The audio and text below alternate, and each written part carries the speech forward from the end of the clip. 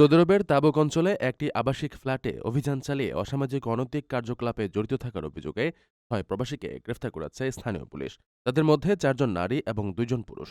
সম্প্রতি সৌদি আরবের স্বরাষ্ট্র মন্ত্রণালয় তাদের অফিসিয়াল স্ন্যাপচ্যাট অ্যাকাউন্টে এই অভিযানের একটি ভিডিও প্রকাশ করলে বিষয়টি জনসম্মুখে আসে এবং ব্যাপক আলোচনার জন্ম দেয়। তাবুক পুলিশ জানিয়েছে, গোপন সংবাদের ভিত্তিতে মানব পাচার বিরোধী দপ্তরের সাথে সমন্বয় করে এই বিশেষ নিরাপত্তা অভিযানটি পরিচালনা করা হয়। একটি আবাসিক ফ্ল্যাটকে আস্তানা বানিয়ে দীর্ঘদিন ধরে এসব অনৈতিক কাজ চলছিল বলে প্রাথমিক তদন্তে জানা গেছে। অভিযানে অভিযুক্তদের হাতে নাতে পাকড়াও করা হয় এবং তাদের বিরুদ্ধে যথাযথ আইনি ব্যবস্থা গ্রহণ করা হয়েছে। গ্রেফতারকৃতদের পরিচয় তাৎক্ষণিকভাবে প্রকাশ না করা হলেও তারা সবাই প্রবাসী বলে নিশ্চিত করা হয়েছে।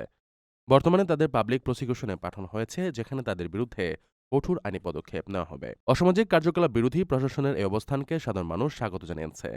দেশটির সামাজিক মূল্যবোধ ও নিরাপত্তা বজায় রাখতে এ ধরনের অভিযান অব্যাহত থাকবে বলে জানিয়েছে পুলিশ।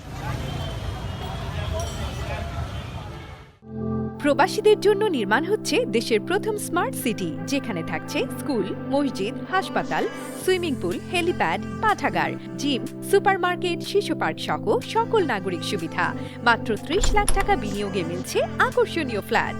প্লাটিনাম ইনভেস্টরদের জন্য ঢাকা বিমানবন্দরে ভিআইপি প্রোটোকল সুবিধা। বিস্তারিত জানতে যোগাযোগ করুন স্ক্রিনে দেয়া হোয়াটসঅ্যাপ অথবা ইমো নাম্বারে।